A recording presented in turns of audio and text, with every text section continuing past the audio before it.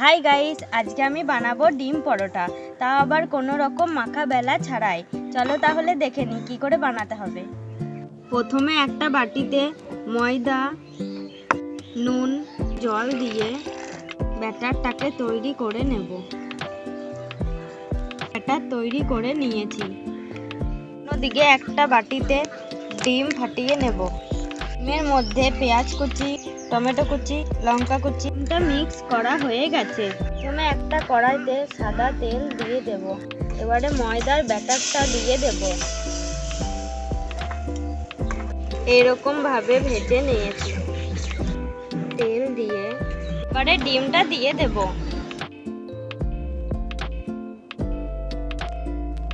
আমি রুটিটা ডিমের উপর দিয়ে দেব। এটাকে এবার নামিয়ে নেব। দেখো বন্ধুরা, তৈরি হয়ে গেছে সুস্বাদু ডিম পরোটা।